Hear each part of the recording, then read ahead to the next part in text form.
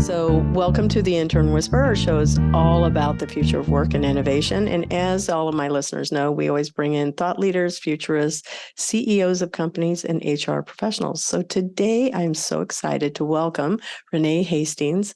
She is the founder and CEO of Executive Help Now. Renee understands the problems of executives and their assistants. She had spent 10 years as an executive assistant to the CFO of a nutrition and wellness company. She's a graduate of Dale Carnegie Leadership Training, and she's also managed a nonprofit foundation that provided relief, coordination, event planning, organization of internal fundraising efforts, and raised over $256,000. She's a podcaster, and her show is called Renee Speaks. I'm so grateful to have been a guest on her show. And I want you to be sure to reach out to her when you finish listening to this show because she's an expert in getting us all organized. So Renee, welcome to the show. I am thrilled to have you here.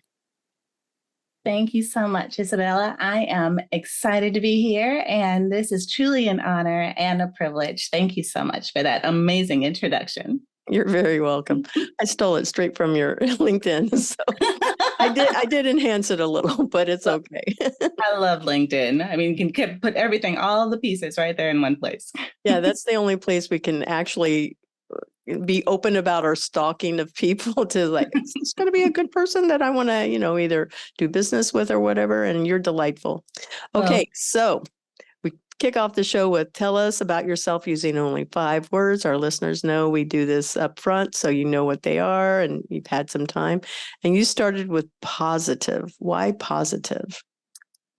I started with positive because I think attitude is everything, and that nothing happens by accident. Everything happens for a reason. And depending on the perspective you take on that thing, as long as you stay positive about it, then you can get through it.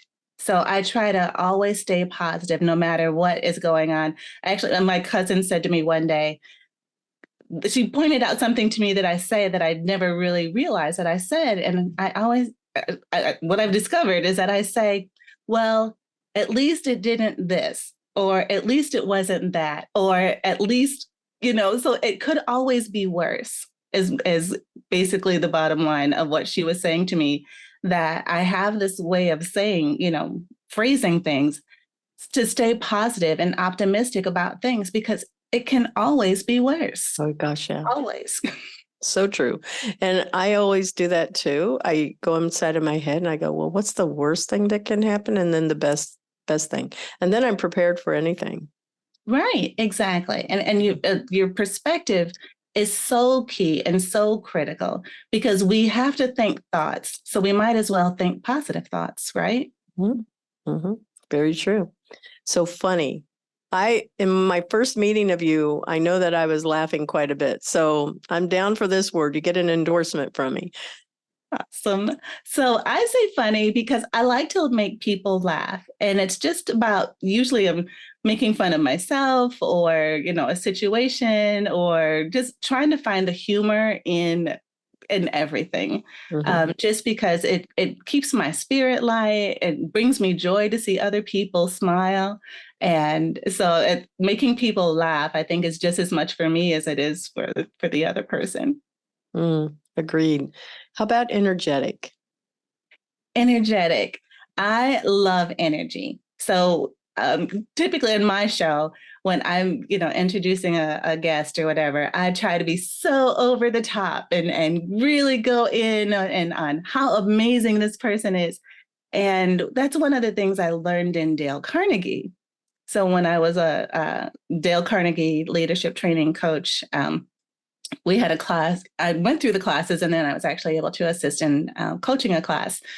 And one of the things they taught us is to be like over the top. Whenever we're doing things, just be over the top.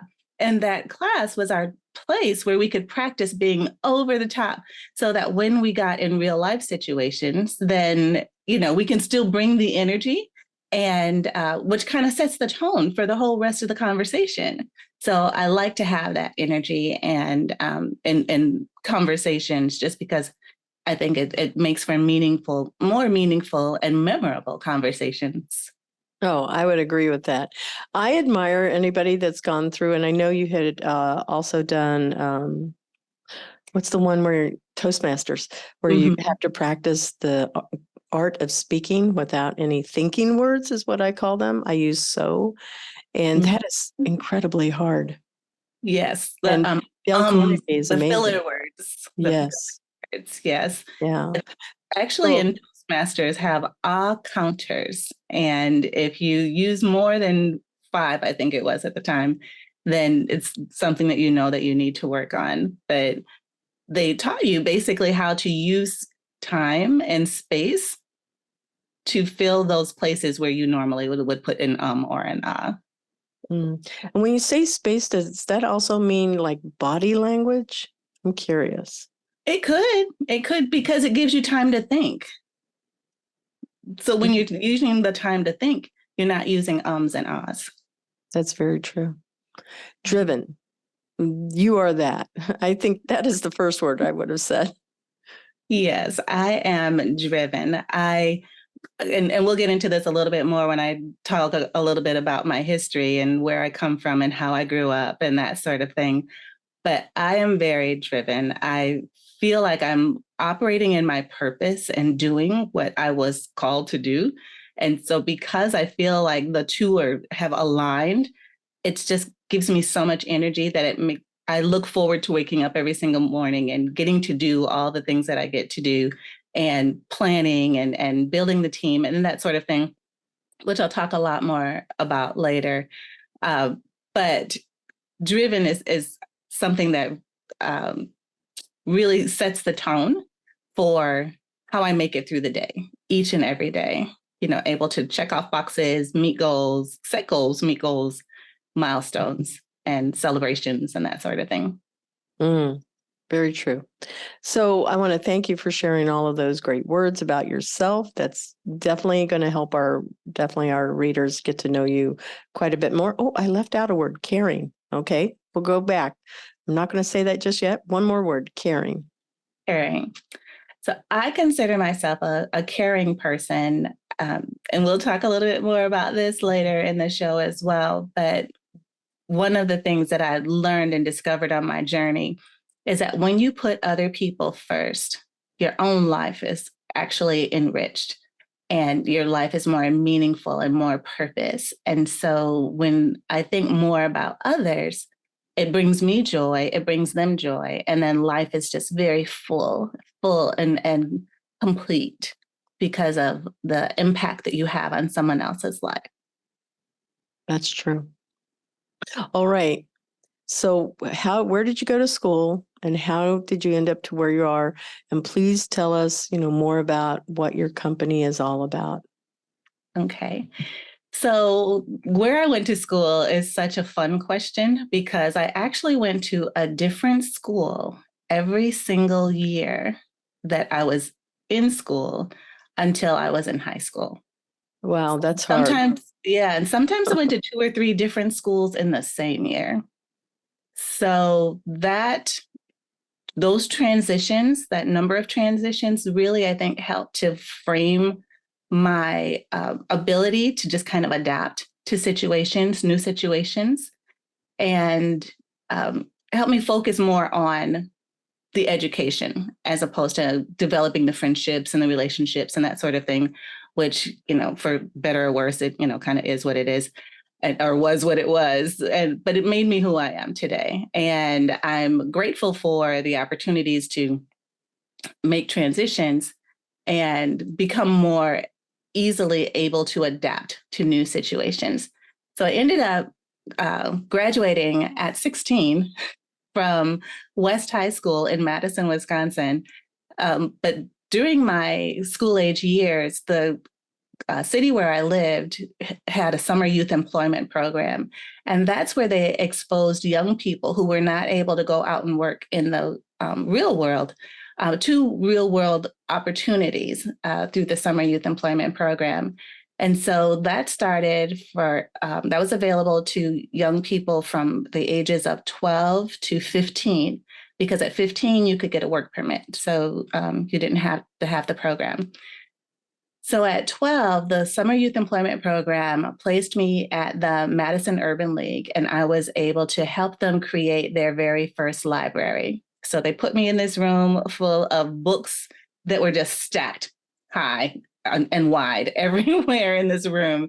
Nothing categorized, nothing labeled, nothing sorted, nothing anything. And so by the end of the summer, all of those books were sorted, they were categorized, they were alphabetized, they were in their little boxes, they had labels on them. And I did that all by myself. And I was 12 years old. And I developed this love for organizing things.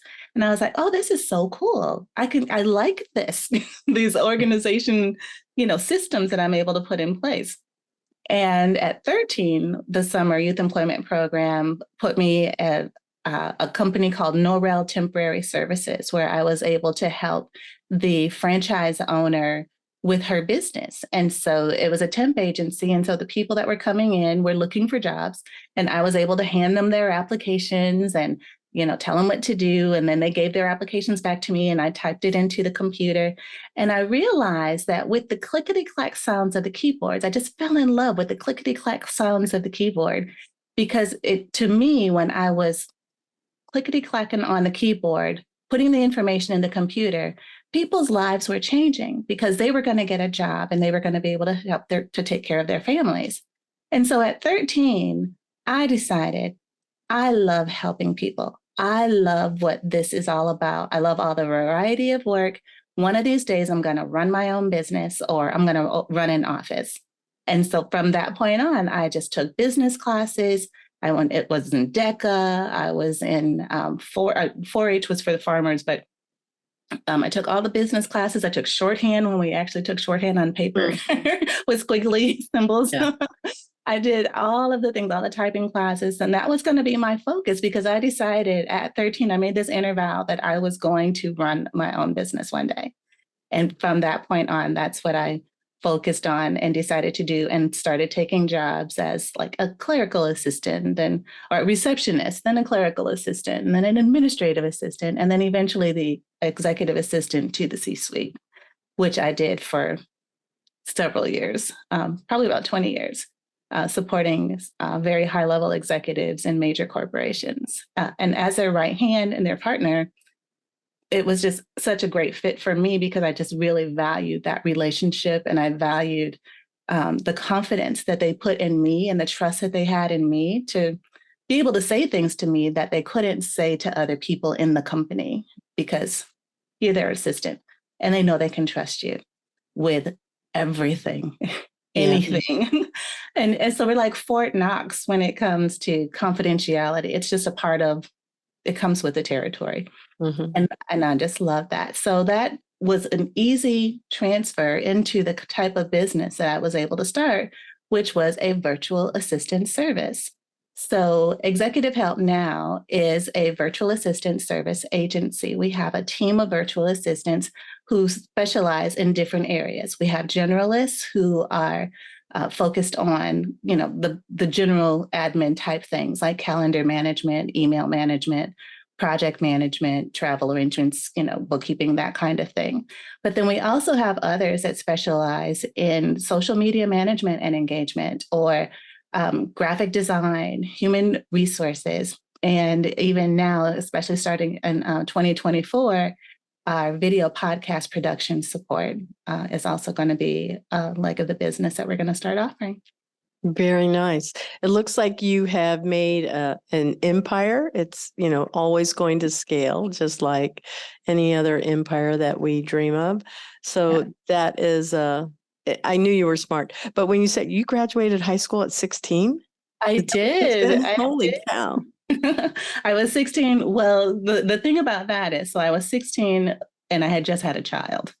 So I was like, I have to go to school. I have to finish school, because my mom was so adamant about education. And she firmly believed that if you have a great education, no one can take it away from you. And that is the most important thing. So I graduated and then started raising this child. But then after he grew up, I was able to go back to school and went to college and got my degree in business management as an adult. Mm.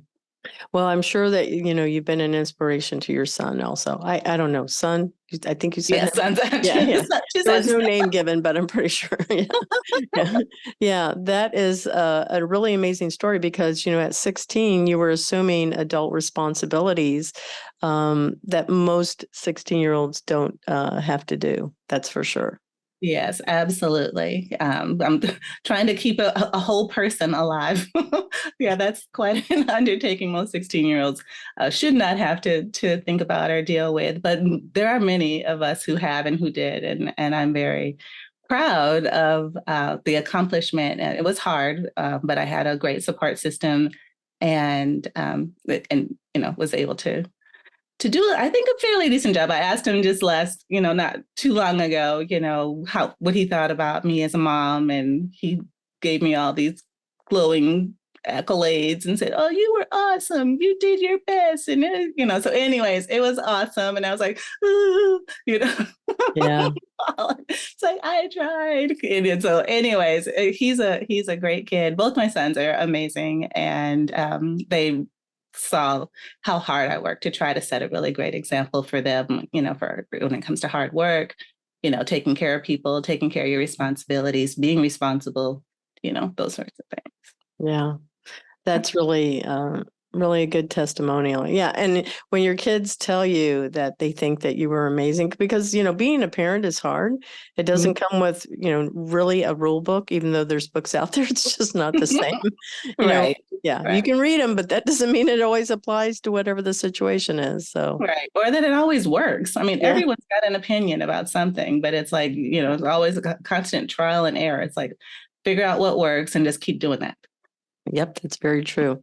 So, your favorite quote that you live by? So my favorite quote that I live by, I have a couple. One of them is finish well. That's it. Just finish well. Whatever you start doing, especially if you're doing an event planning or something like that, and there's so many details involved, finish well. How you finish at the end of the day, once it's all over, said and done, are all the I's dotted, are all the T's crossed, is all the follow-up done, is the circle actually closed? Is it a complete thing? Finish well. Yeah. And then you also mentioned one to me that was more of a scripture verse. Yes. And that scripture verse is Jeremiah chapter 29, verse 11, where it says, "For I know the plans that I have for you, declares the Lord, plans to prosper you and not to harm you, and plans to give you a hope and a future." And I'm kind of looking up at my wall because it's up on my wall. And it's something that I hold on to every single day, no matter what's going on in my life, that um, nothing is a surprise to God. He knows what's happening, and he's planning and preparing and making crooked places straight. And so I don't have to be afraid. I don't have to worry because he's in control of it all. That is very true. Yep.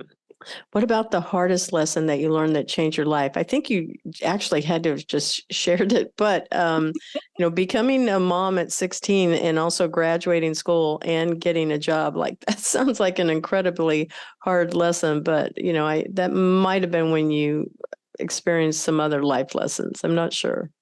Well, it was actually later in life where I learned the importance of putting others first. So that was one of the most important life lessons, because one of my blind spots that was shared with me, because, when you have a blind spot, you don't realize that you got this thing going on because it's a blind spot.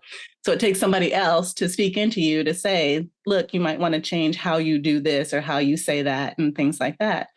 And so when I discovered that I had this blind spot and making myself the center of everything, like everything that was all about me, everything was all about me. And when I shifted that thinking from being all about me to being all about others, that's when my life just radically changed for the better. Because no longer was I thinking about me and what I wanted or what I needed, but I was thinking more about the other person, what they need, what they're going through, what they're dealing with, taking into consideration and just being respectful of their schedule and their time. That was just so important. to developing greater relationships, deeper relationships with people. And when those relationships are so much better and more intense, have a greater experience in life, because you're putting other people first and not so much yourself. Yeah, I would agree with it. That definitely aligns with servant leadership principles, and I'm sure it goes back to your Dale Carnegie training. But it sounds like the ability to be raised in a Christian home that actually was focusing on those scripture verses helped shape quite a bit of your thinking in your life. Well, absolutely. Well, that's the funny thing. I wasn't raised in a Christian home. So it wasn't until after I became a mom myself where I had to decide, how am I going to raise this kid? So the house I grew up in was the party house.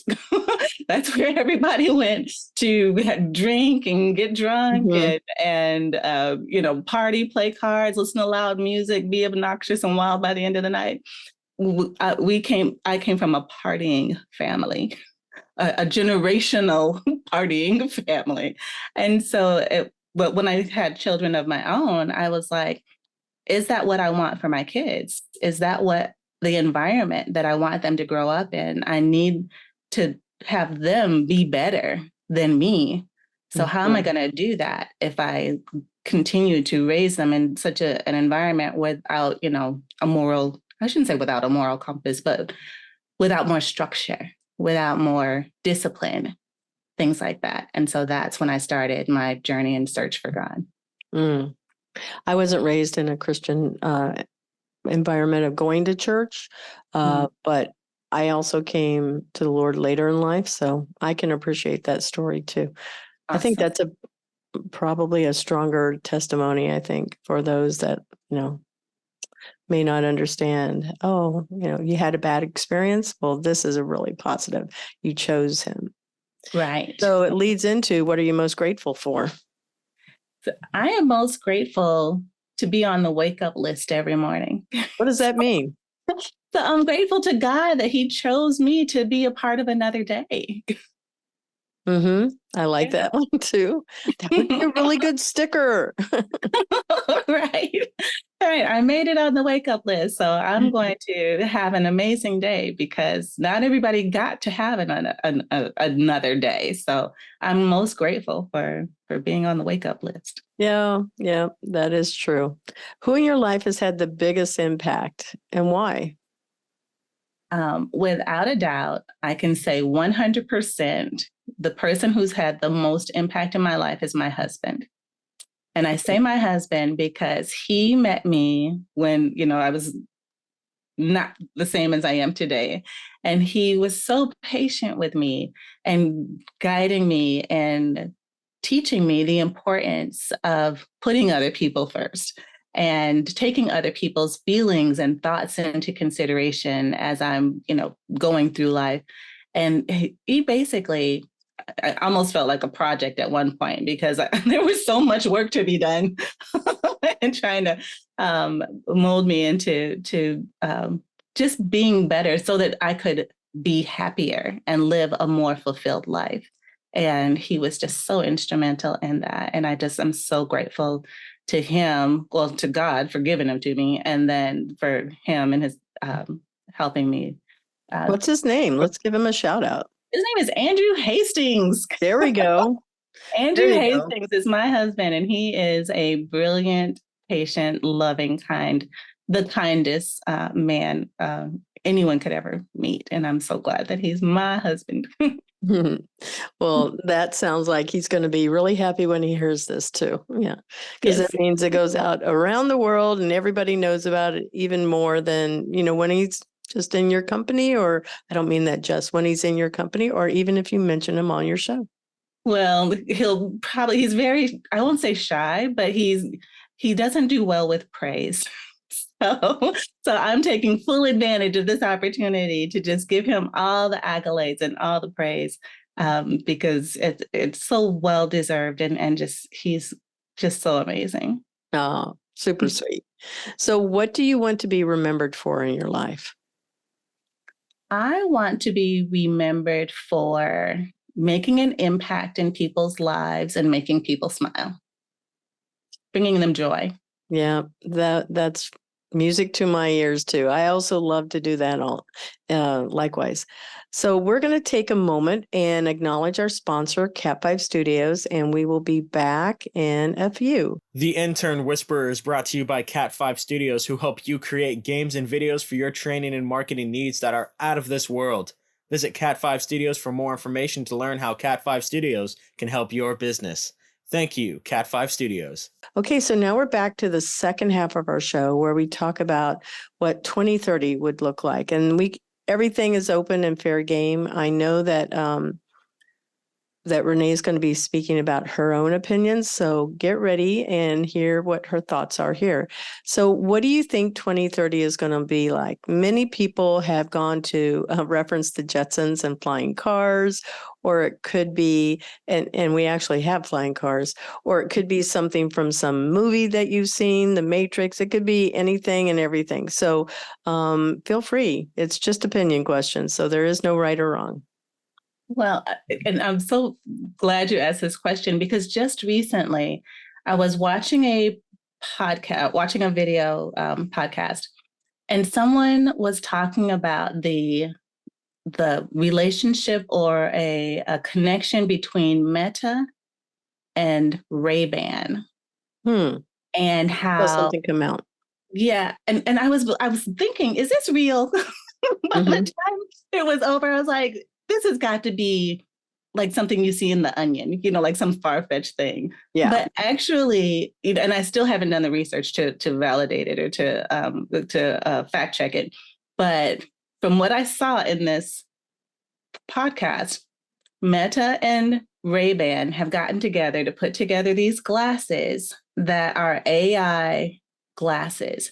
And if you go somewhere and the glasses look at something and you want to know something about what it is you're looking at, you just ask the glasses and the glasses will tell you all the things about what it is that you're looking at. Like if you're looking at a building, it'll tell you the name of the building, when it was built, who built it, the impact it's had on the culture and blah, blah, blah, the whole nine.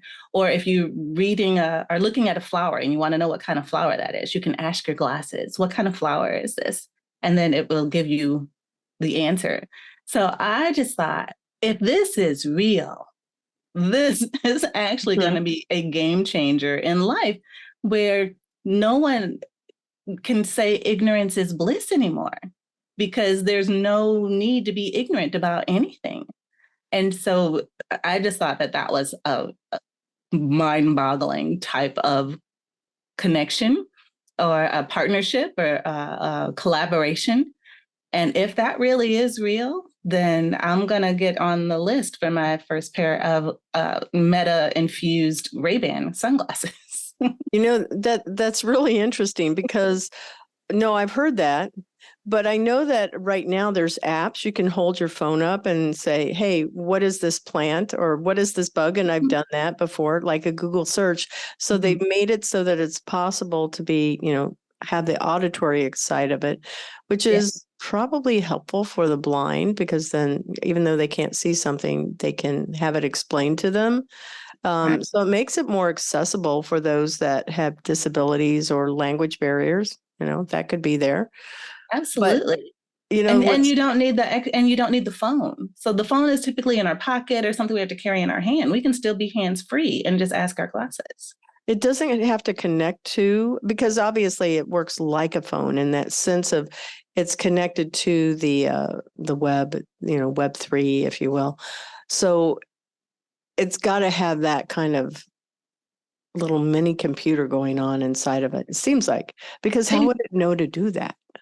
Well, I didn't get all of That's okay. Yeah. Of it, but what I'm thinking is within the sunglasses themselves is some sort of chip or Bluetooth or whatever receiver to maybe do it all the AI thing. Phone?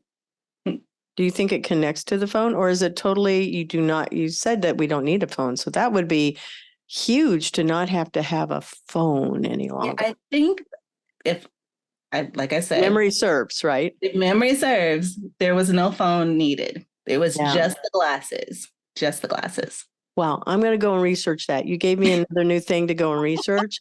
And I love these conversations. Yeah, because it's like, ooh, no, I'm going to go check this one out. Learn more about it. And I don't think anybody has to be an expert in it, because like I watched this 60 Minutes show on October 8th, and it was about Jeffrey Hinton. He's the godfather of AI.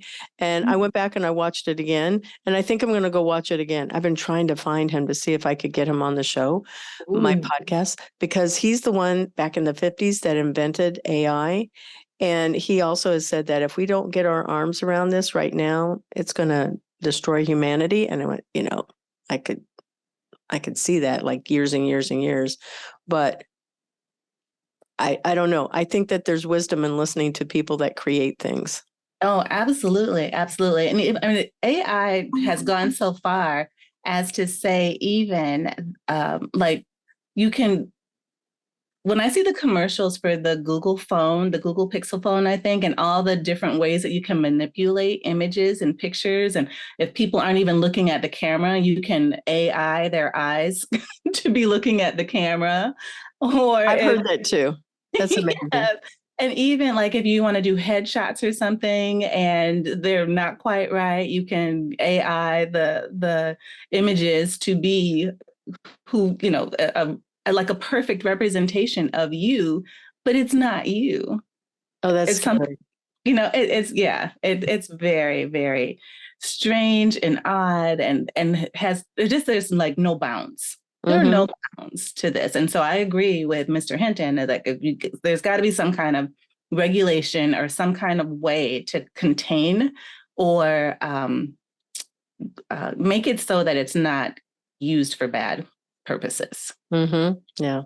I think that's the Black Mirror episodes. That's why they're there. They're like a cautionary tale and reminder that, hey, pay attention.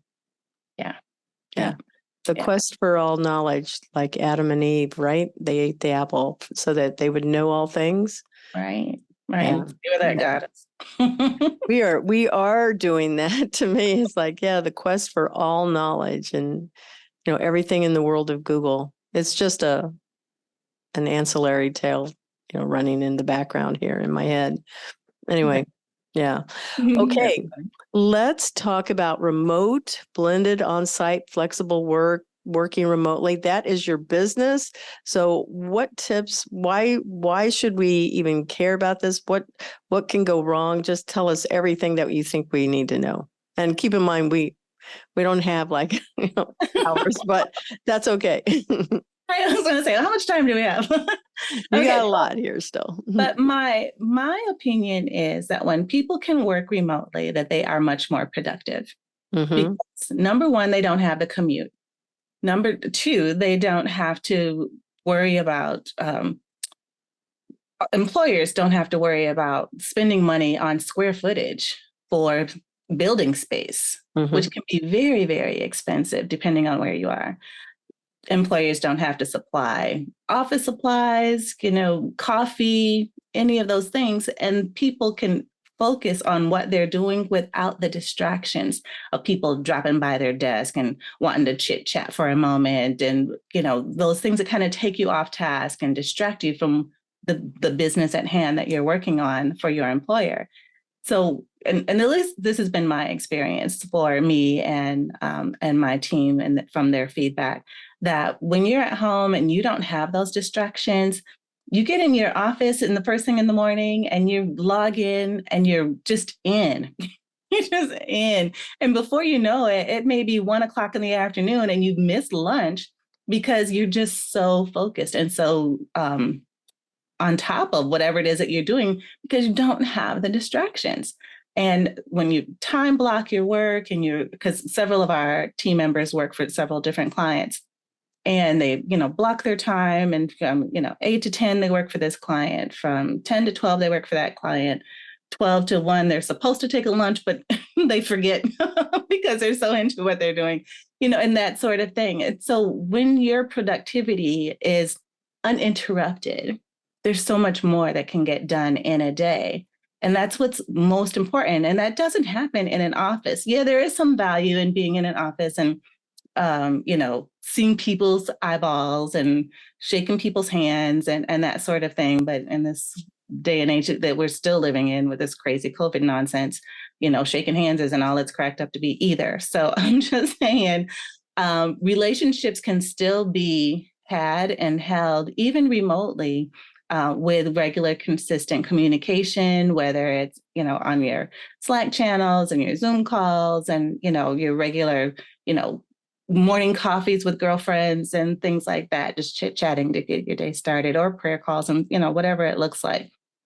So you can still do community, still do life with other people, even though you're working remotely. So I am a huge proponent of remote work situations, even though I know some people may not be the biggest fans.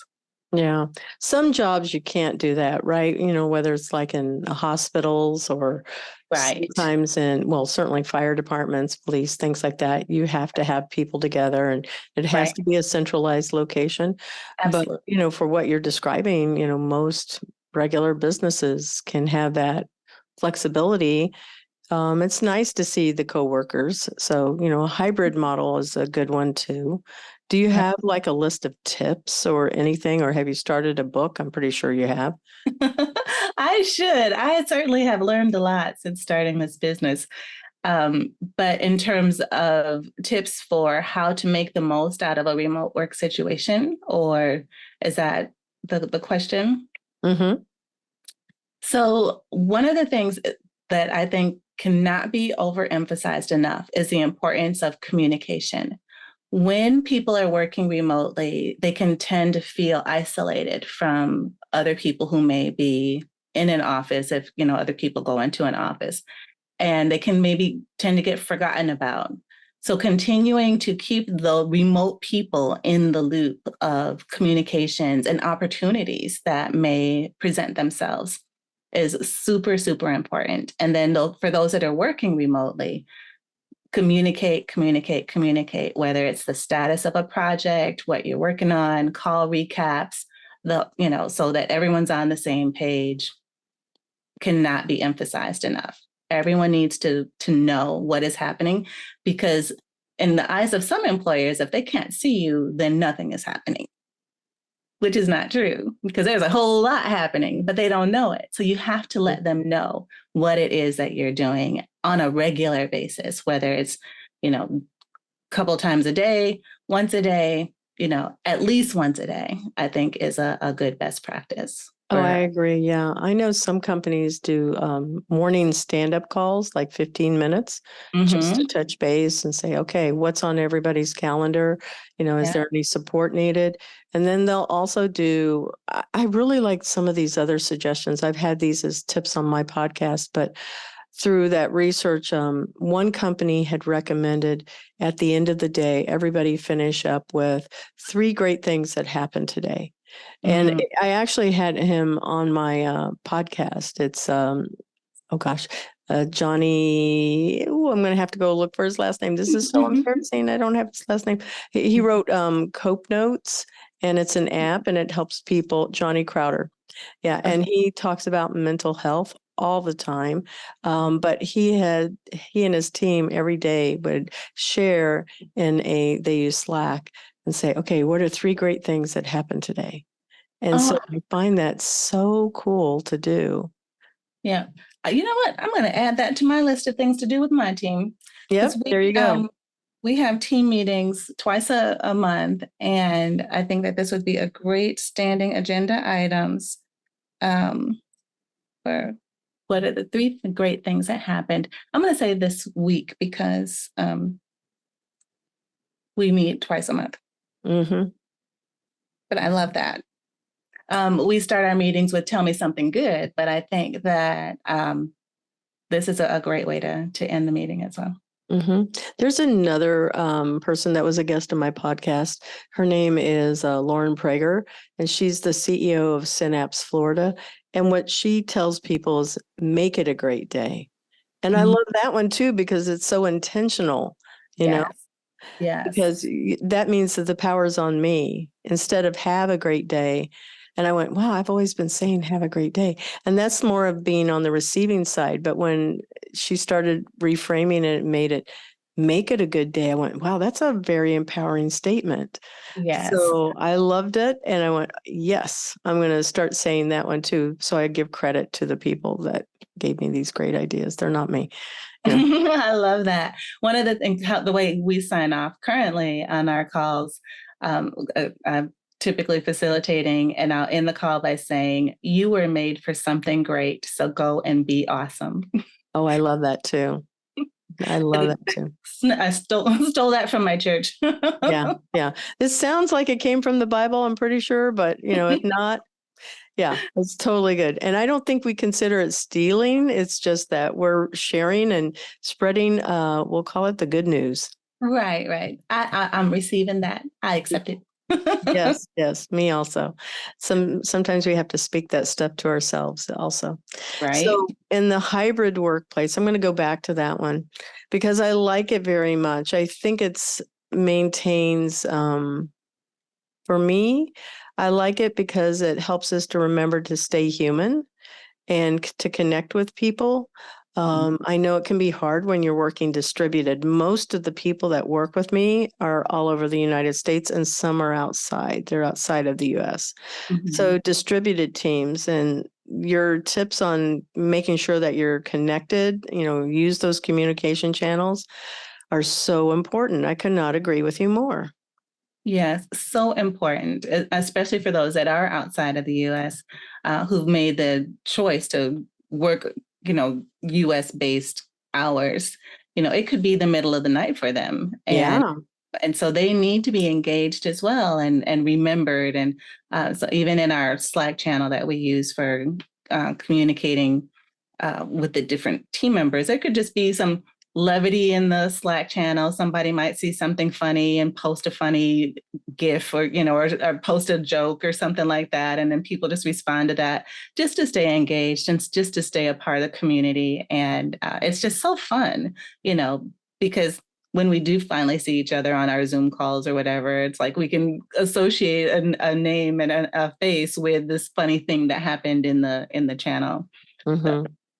So what are your thoughts about staying on camera? Personally, I think everybody should be on camera just because the more of our senses that we use, we're obviously speaking. So, there's auditory, there's listening, but when you see people, that's another one of your senses, those 5 senses, and it makes it more real. Otherwise, to me, like, why am I even on a Zoom call? It feels like I could just do this through a phone.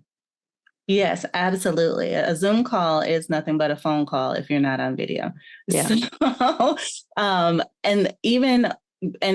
especially the importance of being on video is that you can see the body language still. You can see the eyes. You can see the facial expressions when you say something, and that's critical. Just like in regular face-to-face in the office, it's critical to see that body language, to see how your message is being received, to see if it might need to be delivered a different way, or to draw someone out so that they get an opportunity to express their thoughts about what is being said. But if they're not on camera, you can't. It's like you said, it's a phone call. Yeah. I like the fact that you pulled up the visual and you were also really reinforcing the ability to read the body language. That's so true, because that's really where you're going to be able to see is, maybe they're having a really bad day, because they're also on the auditory side, maybe their child is crying in the background. Well, now that becomes, there should be somebody there to take care of the child, hopefully, but that means that there's stress, and you could probably read that on the employee's face. Absolutely. So being on video, I agree with you 100%. It's another sense. It's another tool, for us to develop deeper relationships and to develop a more intentional community of caring. You also mentioned one other thing, and I don't want to dismiss it. I really think it's important to bring it to light also. You mentioned that employees, they will make a choice because we're not all in the same time zone. And I don't know where May lives, I think I asked her if she was in the Philippines, and we're going to give a little shout out to her because she's awesome. That's one of your people.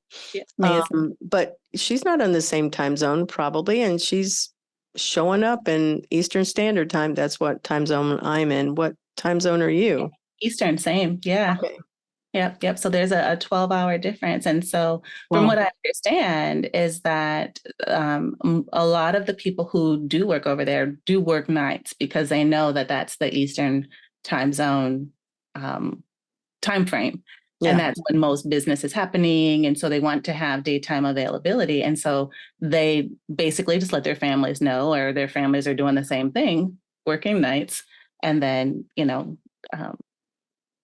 on our night times, then it's their daytime, and that's when they're sleeping or resting or rejuvenating.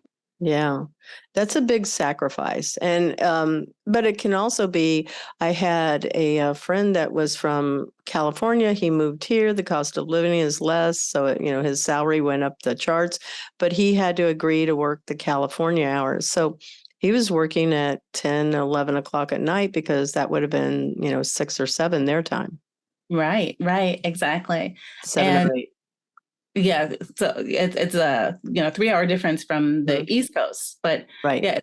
Those time zones really make a difference, and I'm very grateful and very appreciative of people making those adjustments, because I worked third shift one time, not one of my summer jobs or anything, but when I was just new getting started, I worked at a grocery store. And, in the grocery store, you got to restock the shelves at night so that in the morning when people come to shop, all the everything's lined up. And it's like magic, right? Right? Elves, put it out there. Like the little elves come in at night and make it all nice and pretty. Well, yeah, I was an elf. Yeah. And that was my job. And it was not easy to work third shift. For me, it was quite a challenge. And so that's why I don't take that lightly at all. And I really express my appreciation for that. So what about any ethical dilemmas that you can foresee working remotely? It's not the same as like working a job and you're starting your own company. I mean, people expect those kind of things to happen. But what ethical dilemmas do you see? Some ethical dilemmas could be if a remote worker commits to an employer to work full-time for them, but then they take on other full-time jobs because they're working remotely. That I think could be an ethical dilemma. And it's actually stealing from the first employer, because if you made a commitment to work 100% for them, then it needs to be 100% for them. That's just being honest. And so to carry that through, and even to ensure that, some employers have employee commitments or contracts where they say, if you are given this remote work opportunity, you may not work any other outside job. And if you do, that's grounds for termination. And I completely agree with that should be the way that it is. And I actually had members on my team who didn't realize that was the case. And they were like, I can't do this. And so they left. And and I completely understood. I'm like, well, go. And so then I changed my process and my vetting process to include that question. Do you currently have a full-time day job that prevents you from working a remote job? And they have to answer no, that is not my situation before I'll even move them through the onboarding or hiring process. I'm so glad to hear that, because I have heard of instances where a couple of people have said, now, I don't know this to be true, but they've said, well, I have an employee that's working this job, which is full-time during these hours, and another job, same full-time job or another role with a different company. And I went, wow, that sounds wrong in so many levels. And I don't think that it can be productive, to be honest, because I sit here and I think, how can you really be being that productive in this instance? Right. Well, because the thing is, when we get a traditional 9-to-5 job in an office, how many of us actually worked the whole 9 to 5 all day, every day? Not many. Well, I think some do. Yeah, to be fair. And I think it actually balances. Some. Yeah. Yeah. Some will sit there and because they don't want to, mess with people or whatever. And there will be some. But, for the most part, I think people, take a little extra time. They'll go and check their, email. They'll go and they do that even, during the time they're working. And so there's these places where I go, I don't know, it's going to be really, really hard to make sure that the ethics of maintaining transparency and just not taking advantage of a company. And it seems like that's going to have to be part of the terms and conditions that may be coming into the workplace. Right. It very well could be. And, especially the more people, I think from COVID, when people realize that work can be done remotely and that how much better their quality of life was because of the time they got to spend with their family or, people's situations were definitely different, but people saw the value of life and especially as so many people in the beginning were dying so frequently from the effects of COVID. And they were like, tomorrow's not promised. I'm not going to be working for a company that doesn't value me, doesn't appreciate me, doesn't care about my situation, whatever it is.